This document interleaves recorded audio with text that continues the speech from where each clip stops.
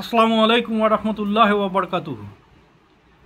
Brother ইসলাম, আশা করি আল্লাহর হুকুমে সকলে ভালো আছেন। সকলে ভালো থাকুন, সুস্থ থাকুন, মজবুত থাকুন এবং ইমানের দিকে মজবুতি গ্রহণ করুন আর সঠিক ইসলামকে জানকারি গ্রহণ করুন। মুসলমান ঘরে জন্মগ্রহণ করেছেন, ইসলামকে ভালোভাবে পোক্তভাবে জানুন এবং জানার আগ্রহ রাখুন। আর এর আগে আমি 3/8/2025 বয়াতের বিষয় ও মক্কা বিজয়ের আগাজ নামক একটি ভিডিও দিয়েছিলাম, পার্ট 15 আপলোড করা আছে। তো আশা করি দেখেছেন। এবার কিছু বলতে চাইছে যে মক্কা বিজয়টা কী জিনিস। মক্কা বিজয়টা এটা হচ্ছে যে তখনকার চলমান দুনিয়া ছিল ওই মক্কা সমাজটা, কাবা বা মক্কা শহরটার যে কিছু ব্যক্তি ছিল, তারা ওই কাবা ঘরের ভেতর মূর্তি রেখেছিল। তো সেইটা থেকে পবিত্র করেছে রসুল সাল্লাল্লাহু আলাইহি সাল্লাম কিরামভাবে, এতে কি কি ভূমিকা কি কি হয়েছিল সেই সম্বন্ধে যে একটা ঘটনা আছে, সেই ঘটনাটা আমি বয়ান করছি। এটা জানা হর মুসলমানের দরকার। না হলে কি হচ্ছে, আমাদের এখানকার এক চলমান সমাজের কিছু সাধুবাদ ব্যক্তি বলে থাকে, কম বেশি শুনতে পাবেন, যে মুসলমানরা ওই কাবাতে আমাদের ঈশ্বরকে বলুন বা উপাসককে বলুন চেন দিয়ে বেঁধে রেখেছে। তাই কতটা মূর্খ বলুন দেখিনি, সে ঈশ্বরকে বা উপাসককে কোনোদিন বেঁধে রাখা যায়? ঈশ্বরকে কোনোদিন বাঁধা যায়? ঈশ্বর যে দুনিয়া বানিয়েছে তাকে কোনোদিন বাঁধা যায়? সম্ভব কারো দ্বারাই বলুন? অবশ্যই সে তার নিজের ধর্মের কিতাবগুলো পড়িনি। যদি পড়তো তাহলে এরম ধরনের মানে অমানসিকতা কথাবার্তা বলতো না। যাই হোক, আবার কিছু লোক বলছে যে এখন নতুন ধরনের শোনা যাচ্ছে এই কদিন ধরে যে ওটা মক্কাটা হচ্ছে মক্কেশ্বর। মক্কা একটা শহরের নাম, তার আগে ওর মক্কার নাম ছিল বাক্কা। বুঝে গেল তো? তাহলে এবার বুঝে গেল কিরম ধরনের সে পাক্কা মিথ্যাবাদী। এইবার কি এদের খাটে যে জবাব দেবে, সেটা আমরা মুসলমানরা সব সঠিকভাবে আমরা ইসলাম না জানার কারণে জবাব দিতে পারি না। যারা জানে তারা জবাব দেয় না। যেটা সুযোগ নিয়ে আজকে উল্টোপাল্টা সমাজকে বিচলিত করেছে, মানে যুব সমাজকে। তো সেই উদ্দেশ্যে আমরা ভিডিও বানাচ্ছি, আমি ভিডিও বানাচ্ছি, আপনারা শুনুন এবং জানকারি গ্রহণ করুন কি বিষয়টা। যদি হায়াতে থাকে আমি বলবো, ঠিক আছে? এবার চালু করার আগে আমি আল্লাহর নাম ও সাহায্য নিয়ে নিই। আউযুবিল্লাহি মিনাশ শাইতানির রাজিম, বিসমিল্লাহির রহমানির রহিম, রব্বি ইশরাহ লি সাদরি ওয়া ইয়াসসির লি আমরি ওয়াহলুল উকদাতাম মিন লিসানি ইয়াফকাহু কওলি ওয়াকুনুদ্দিন কুল্লুহু লিল্লাহ বিসমিল্লাহি মাজরাহা ওয়া মুরসাহা ওয়া তাওয়াক্কালতু আলাল্লাহি কাফি জাআল হাক্কু ওয়া জাহাকাল বাতিলু ইন্নাল বাতিলা কানা যাহুকা জাযাল্লাহু আন্না মুহাম্মাদান বিমা হুয়া আলুহু। এর আগের ভিডিওতে বলা আছে যে একটা মহিলা ছিল, নর্তকী বলুন বা বাইজি বলুন বা তাওয়াইফ বলুন বা গায়িকা বলুন, যাই হোক ওরম ধরনের একটি ব্যক্তি মহিলা ছিলেন রসুল সাল্লাল্লাহু আলাইহি সাল্লামের কাছে মদিনাতে সাহায্যের উদ্দেশ্যে। তো রসুল সাল্লাল্লাহু আলাইহি সাল্লাম সাহাবি দেখার, অর্থাৎ ওই সময় কুরেশ সাহাবি, কুরেশ বংশের লোকেরা কিছু হিজরত করে যারা চলেছিল তাদের উদ্দেশ্যে বলেন যে তোমাদের সাধ্য অনুযায়ী মহিলাকে সাহায্য করো। এর আগের ভিডিওতে বলা আছে। তো যার যেরকম সমর্থ হয়েছে সেরকমভাবে তেনাকে সাহায্য করেছেন এবং কুরেশরা তো করেছেই, এছাড়াও ওখানকার স্থানীয় সাহাবিরাও করেছেন, আনসার সাহাবিরা। দিয়ে মহিলায় সাহায্যর বিষয় নিয়ে উঠে চেপে মক্কার দিকে রওনা হয়ে চলে যায়। কিছুক্ষণ বাদ জিব্রাইল আলাইহিস সালাম ওহী নিয়ে এসছে রসুল সাল্লাল্লাহু আলাইহি সাল্লামের কাছে, এ অবগত করান ওই বিষয়ে যে ওই মহিলা মক্কার গোয়েন্দা বা জারসুস বা চর, ঠিক আছে? তার কাছে একটি পত্র আছে যাহাতে আপনার রণকৌশলের বিষয় আশায় লেখা আছে, তা প্রকাশ্য হয়ে যাবে। ওই মহিলার কাছে আছে, প্রকাশ্য হয়ে যাবে। অতএব ওই মহিলাকে রওদায়ে খাক নামক স্থানে পাওয়া যাবে। মানে মক্কা আর মদিনার মধ্যে 450 কিলোমিটারের বা 400 কিলোমিটারের ডিস্টেন্স আছে, দূরত্ব আছে। তো রওদায়ে খাক নামক কোনো হয়তো জায়গা আছে, সেখানে মানে আপনি গেলে মানে কাউকে পাঠালে পেয়ে যাবেন, রওদায়ে খাকে পাওয়া যাবে। তো ওই পত্রটি ফেরত আনার উদ্দেশ্যে আর কি বলে জিবরাইল আলাইহিস সালাম চলে গেলেন। তো এই খবর শোনার পর রসুল সাল্লাল্লাহু আলাইহি সাল্লাম তড়িঘড়ি করে একদম হজরত আলী রাদিয়াল্লাহু তাআলা আনহু, হজরত মিকদাদ রাদিয়াল্লাহু তাআলা আনহু, হজরত জুবাইর রাদিয়াল্লাহু তাআলা আনহুকে এই বিষয় আশায় বুঝিয়ে দ্রুতগামী ঘোড়াতে পাঠিয়ে ওই চিঠি নিয়ে আসার উদ্দেশ্যে পাঠিয়ে দেন। সাহাবিরা যখন উল্লেখিত রসুল সাল্লাল্লাহু আলাইহি সাল্লামের উল্লেখিত জায়গা পৌঁছায়, অর্থাৎ রওদায়ে খাকে পৌঁছায়, তখন ওই মহিলাকে দেখতে উটের সাওয়ারি অবস্থায় পায় তাকে, মানে সে তখন পৌঁছাচ্ছে, এরা সাহাবীগণ পৌঁছে গেছে, তাই ওই মহিলা পৌঁছাচ্ছে। তো ওইখানে এরপর মহিলাকে চিঠি ফেরত দেওয়ার কথা বলে, সাহাবীরা বলে, তিনি বলে নেই, আমার কাছে নেই, দেখে নাও। তো এই কথা প্রথমে তো অস্বীকার করলো, যখন না হলো সাহাবীরা মানে একটু জোর করলো, বল প্রয়োগ করলো, তখন কি হলো, বলে তাহলে আমার মালগুলো চেক করে দেখা দাও, যে পুঁটলিতে যাতে কেউ খেজুর দিয়েছে, কেউ ডাল দিয়েছে, কেউ চাল দিয়েছে, কেউ বাদাম দিয়েছে, বা কেউ কোনো অন্য আনাজ দিয়েছে, গম দিয়েছে, ইত্যাদি ইত্যাদি, সেগুলো চেক করা হচ্ছে।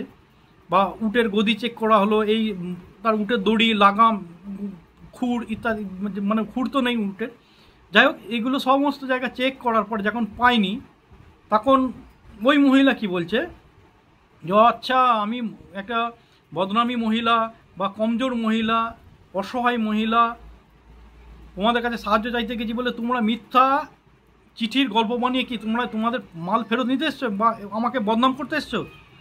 আমি অসহায় হয়েই তো তোমাদের কাছে সাহায্য চাইতে গিয়েছিলাম, অতএব তোমরা যেখানে চিঠি পেলে না, তাহলে কেন আমাকে এরম ধরনের হয়রান করলে? এই কথাতে বলাতে সাহাবিগুলো হতভম্ব হয়ে গিয়ে তাদের মন নরম হয়ে যায়। দেখা যাচ্ছে যে অপরাধ করে স্বীকার করে না, মিথ্যাবাদী যারা হয় তারা দেখবেন অপরাধ করে স্বীকার করে না, এবং উল্টে দোষ চাপিয়ে দিচ্ছে এদেরও, তিনজনের ওপর। এরপর সাহাবীরা যখন নরম হয়ে যায়, তখন আলী রাদিয়াল্লাহু তাআলা আনহুর দিমাগ তেজ হয়ে যায়, সতেজ হয়ে যাওয়ার পরে তখন তিনি বলেন যে সাহাবীদের উদ্দেশ্যে, যে রসুল সাল্লাল্লাহু আলাইহি সাল্লামকে জিবরাইল আলাইহিস সালাম বলেছে, জিবরাইল আলাইহিস সালামকে আল্লাহ বলেছে, অতএব এ কথা মিথ্যা হতেই পারে না, অবশ্যই চিঠি আছে এর কাছে, এ মিথ্যাবাদী। অতএব ওই মহিলা ছলনার কান্নায় তোমরা যেন নরম হয়েও না, এ মিথ্যাবাদিনী। যখন সবাইকার ভেঙে যায়, ঘোর ভেঙে যায়, তখন একে ওর ওপরে খুব শক্তি তাতে জিজ্ঞাসাবাদ চালু করে দেয়, দিয়ে তখনও মানিনি। তারপরে বলছে যদি তুমি পত্র না দাও, এটা তো অবশ্যই সত্যি, তুমি মিথ্যাবাদী, চিঠিটা আছে তোমার কাছে, এটা সত্য কথা, আর তুমি যেটা বলছো সেটা মিথ্যা কথা। যদি তুমি না দাও তাহলে তোমার কাপড় চেক করব। যখনই কাপড় চেক করার কথা বলেছে লোকালয়ের ভিতর বা কোনো এক জায়গায়, তখন এবার সে ইজ্জতের ভয়ে মাথার চুলের ভেতর থেকে বের করে দিয়েছে, মহিলার মাথার চুলে, কোনো হাদিস এসেছে খোঁপার ভিতর, কোনো হাদিস এসেছে মাথার চুলে, যাই হোক চিঠিটা বেরিয়েছে, এটা নিয়ে মদিনায় চলে আসে, ওকে ছেড়ে দিয়ে, তুমি তোমার মাল নিয়ে যাও, তোমাদের মালের জন্য আমরা আসিনি, আমাদের কাজ হচ্ছে এটা। দিয়ে নিয়ে আসাতে রসুল সাল্লাল্লাহু আলাইহি সাল্লাম হাতে দিলে ওনারা পড়তে বলে, রসুল সাল্লাল্লাহু আলাইহি সাল্লাম পড়তে বলেন সাহাবীর দেখারে। তো সাহাবীরা যখন পড়ে চিঠিটা, তারপরে যে দেখতে পায় যে তাতে রণকৌশলের বিষয় আশায় গোপন যে কার্যকলাপ যেগুলো আছে সেই সব সম্বন্ধে তাতে লেখা ছিল, এবং হাতের লেখা থেকে বুঝতে পারে যে হাতের লেখাটা কার। এর মধ্যে ছিল যে একটা বদরি সাহাবী, তার নাম হচ্ছে হাতিব বিন বাল আতা, পিতার নাম বাল আতা, তার ছেলের নাম হচ্ছে হাতিব, ওই হাতিব রাদিয়াল্লাহু তাআলা আনহুর হাতের লেখা। এটা জানতে পেরে উমর রাদিয়াল্লাহু তাআলা আনহু অত্যাধিক রাগী সাহাবীদের মধ্যে, তিনি রাগের মাথায় তরোয়াল ময়ান থেকে বের করে উঁচিয়ে রসুল সাল্লাল্লাহু আলাইহি সাল্লাম কাছে এসে বলে, ইয়া রাসূলুল্লাহ, আমাকে হুকুম দিন, আমি এই মুনাফিকের শিরচ্ছেদ করে দিই। এরপর রসুল সাল্লাল্লাহু আলাইহি সাল্লাম উমর রাদিয়াল্লাহু তাআলা আনহুকে বললেন যে তুমি কি ভুলে গেছো যে হাতিব রাদিয়াল্লাহু তাআলা আনহু বদরি সাহাবী? বদরি সাহাবীদের উদ্দেশ্যে আল্লাহ কোরআনে একটি আয়াত নাজিল করেছেন, কি আছে তাতে, যে তোমরা যাহা চাও তাই করো, আমি আল্লাহ তোমাদের ক্ষমা করে দিয়েছি। এটা বদরি সাহাবীর বিষয় এবার বলছি। বদরি সাহাবী ওকে বলা হয় যারা বদর যুদ্ধে অংশগ্রহণ করেছিল। বদর যুদ্ধ বিষয়ে আমি বলেছি হয়তো আপনাদের কাছে, যে ওখানে 313 জন ছিল সেরেফ মুসলমান, পুরো দুনিয়ার ভেতর তৌহিদের মুসলমান ছিল 313 জন, আর রসুল সাল্লাল্লাহু আলাইহি সাল্লাম, ঠিক আছে। যখন কুরেশরা রসুল সাল্লাল্লাহু আলাইহি সাল্লাম যখন সত্য প্রচার করতে লাগলো, যে ভালো কথার আদেশ দিতে লাগলো, ততক্ষণ দুশ্মন ছিল না। যখন অসৎ কাজে নিষেধ করতে লাগলো, তখন থেকে, বা নবী বলে নিজে যখন দাবি করলো, তখন থেকে এবার ওনার উপর অত্যাচার যাই হোক হয়েছিল। এই করতে করতে করতে খালি একতরফা মার খেয়ে গেছে মুসলমানরা, মার খেতে খেতে খেতে কয়েক বছর, 10 বছরের বেশি হয়ে গেছে। মক্কাতে যে কদিন ছিল সে কদিন তো হয়েছে, মদিনায় চলেছে, সেখানেও তাদের মানে জানে শান্তি আছে, এখানে হামলা করেছিল। তো প্রথম হামলার জবাব দেয় ওই বদরের ময়দানে, তো এখানে ছিল অনলি ফর 313 জনা, এবং তাদের কাছে হাতিয়ার নেই।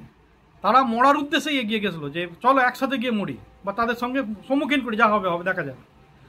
তো তাদের ওপর আল্লাহ রাজি হয়ে গেছিলো। যখন রসুল সাল্লাল্লাহু আলাইহি ওয়াসাল্লাম যাচ্ছিল তখন এইটুকুন আল্লাহকে বলছে, আল্লাহ আমাদের কাছে হাতিয়ার নেই, কারোর কাছে পোশাক নেই, কেউ ক্ষুধার্ত আছে, খাবার নেই, আর তো যন্ত্রপাতি কিছু নেই, তৈরি নেই, মানে ওদের মতন ক্ষমতাও নেই, কিছুই নেই আমাদের কাছে। আমরা শুধু আল্লাহর উপর ভরসা করে এগিয়ে যাচ্ছি। এক তৌহিদের মানে আওয়াজে প্রচার করার বিষয় বা আওয়াজে যারা সাড়া দিয়েছে তারাই 313 জনা, এবং এই 313 জনের উপর যে আমার ওপর যে দায়িত্ব দিয়েছে, এই 313 জনা থেকেই আমি প্রচার চালাবো, এগোবো। যদি আমরা আজকে বা আমি আজকে যদি মারা যাই, তাহলে এই তৌহিদের প্রচার করার জন্য কেউ আর থাকবে না দুনিয়াতে, কারণ পুরো দুনিয়ায় মানুষ আছে, কিন্তু তৌহিদকে প্রচার করার জন্য অনলি ফর 313 জন আছে।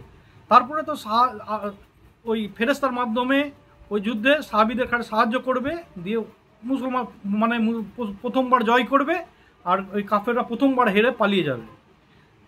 ওই যখন ফিরে আসে তখন ওই আয়াতের মাধ্যমে জানিয়ে দিয়েছে যে সাহাবী যে যুদ্ধ যার জন্যে প্রথম যার বয়স ছিল সব থেকে কম বয়স, ওই 18 বছরই হোক, 19 বছরই হোক, 17 বছরই হোক, সেই থেকে নিয়ে সব থেকে বয়স্ক বৃদ্ধ বয়সে যে সাহাবী ছিল, সব থেকে উচ্চমানের বয়স, তার যা বয়স যাই হোক না কেন, আল্লাহ ঘোষণা করে দিয়েছিল যে তোমরা যে কদিন বাঁচবে সে কদিন তোমরা যদি কোনো ইবাদত না করো, প্রতিদিন জয়রাম বড় যত বড়ই গুনাহ করো না কেন, তোমাদের কাছে আমি মাফ করে দিয়েছি, কোনো ইবাদতের হিসেব চাইবো না। কোনো ইবাদত না করলে তোমরা জান্নাতের স্ট্যাম্প মেরে দিয়েছিল। ওই যে কজন ফিরে এসেছিল, কতজন তো মারা গিয়েছিল, শহীদ হয়ে গেছিলো, যে কজন ফিরেছিল তাদের উপর এই স্ট্যাম্প ছিল। তার মধ্যে এই বদরি সাহাবী ছিলেন এই হাতিব বিন বালআতা। যাই হোক, তাহলে ওইখানে উমর রাদিয়াল্লাহু তাআলা আনহু ঠান্ডা হয়ে চলে গেছে, একে কোনো রকম কটাক্ষ করবে না। এরপর রাসূল সাল্লাল্লাহু আলাইহি সাল্লাম হাতিবকে পার্সোনালভাবে জিজ্ঞেস করছে, হাতিব রাদিয়াল্লাহু তাআলা আনহু, কি ব্যাপার হাতিব, তোমাকে এই জঘন্য কাজ করতে কিসে উৎসাহিত করলো? হাতিব রাদিয়াল্লাহু তাআলা আনহু বলেন, ইয়া রাসূলুল্লাহ, আমি হচ্ছি প্রকৃত ইয়ামানের বাসিন্দা, আমার মক্কাতে বাড়ি নয়, ইয়ামানে বাড়ি, কর্মর সন্ধানে, অর্থাৎ মক্কা হচ্ছে পর্যটক এলাকা, সেই হিসেবে আমি কর্মের সন্ধানে মক্কায় আসি। কিছুদিনের ভিতর আপনার হাতে ইসলাম ধর্মের বায়াত গ্রহণ করে ইসলামে প্রবেশ করি, তারপর আপনি হিজরত করে চলে এলে আমিও আপনার কিছুদিনের ভিতর আমিও আপনার উদ্দেশ্যে বা আপনার ভালোবাসার টানে, ইসলামের টানে আমিও হিজরত করে চলে আসি। প্রথম সারি মতলব প্রথম দিকেই। আচ্ছা, আর মক্কার বাসিন্দাদের যারা আমার সাথী আছে এখানে, তারাও হিজরত করে যারা এসছে, তাদের পরিবার ওখানে আছে, আমারও পরিবার ওখানে আছে, আমার বউ বাচ্চা যা আছে ওখানে আছে মক্কাতে। তো যারা মক্কারবাসী হিজরত করেছে তাদের পরিবারের কেউ না কেউ ওখানে আছে, যারা ওই কুরেশদের সঙ্গে আত্মীয় আছে, কেউ কুটুম আছে, বা কেউ লোকাল, ওই জন্য তাদের সঙ্গে কুরেশরা অত্যাচার বেশি করে না। বোঝা গেল তো? একটা পরিবারের মধ্যে 20 জন যদি মানুষ থাকে, যাদের 4-5 জন মুসলমান হয়েছে, বাকি 13 জন তার উপর অত্যাচার করবে বা এরম ধরনের বড় ধরনের অত্যাচার করবে না, এমনি কটাক্ষ তো করবে, সেটা তো বাদ, বড় ধরনের অত্যাচার করে না। কিন্তু আমার কেউ ওখানে কোনো রকম আত্মীয় নেই, কোনো কুটুম নেই, কোনো বন্ধু নেই, কেউই আমার পরিচিত কেউ নেই। কুরেশগণ আমার আত্মীয় বা আমার সন্তান, আমার বিবি বাচ্চার উপর যদি জুলুম না করে, সেই উদ্দেশ্যে পারিবারিক নিরাপত্তার উদ্দেশ্যে আমি এই পত্রটি লিখেছিলাম, যাহাতে আমার পরিবারের উপর কুরেশরা রহম করে। মানে আমার স্ত্রীর বা বাচ্চার কেউ নেই ওই মানে মক্কাতে, আত্মীয় স্বজনের দিক দিয়ে পরিচিত কেউ নেই। আমরা যেহেতু ইয়ামানের বাসিন্দা, ইয়ামান থেকে উঠে এসে মক্কাতে বাস করি, আর আমার পুরো ভরসা আছে আল্লাহর উপর যে আমার আল্লাহ আমার রসুলকে বা তিনার রসুলকে বা মুমিনদেরকে মক্কা বিজয় দান করবেই, নিরাশ করবে না। আমি এই চিঠির মারফতে যদি জানাই তাহলেও কোনো ক্ষতি হবে না, কোনো কিচ্ছু করতে পারবে না, তারা কুরেশরা জয়ী হতে পারবে না, শুধু আমার পারিবারিক নিরাপত্তার উদ্দেশ্যে আমি এটা পাঠিয়েছিলাম। হাতেবের সমস্ত কথা শোনার পর রসুল সাল্লাল্লাহু আলাইহি সাল্লাম সাহাবীদের উদ্দেশ্যে বললেন যে হাতিব সত্যবাদী, অতএব এরপর থেকে তাকে কোনো রকম নিচু দেখাবে না, কটাক্ষ করবে না, অপমানজনিত কথা বলবে না বলে রসুল সাল্লাল্লাহু আলাইহি সাল্লাম সাহাবীদের উদ্দেশ্যে বলে দিল। এরপরে জিবরাইল আলাইহিস সালাম সূরা মুমতাহিনার আয়াত নিয়ে আসেন, 1 থেকে 9 পর্যন্ত, যেটা আমি আগের ভিডিওতে বলবো যে কি বলেছে, কাদের সঙ্গে মিশার ব্যাপার বলে দিয়েছে আল্লাহ, কাদের থেকে আলাদা হতে বলেছে, পৃথক হতে বলেছে, ইত্যাদি ইত্যাদি আছে 1 থেকে 9 আয়াতের মধ্যে। খুবই মানে জানকারি রাখার দরকার এইসব বিষয় নিয়ে। আপনারা যদি জুড়ে থাকেন ইনশাল্লাহ বলবো। আর যদি এর মধ্যে কোনো ভুল করে ফেলে থাকি আমাকে আল্লাহর ওয়াস্তে মাফ করবেন।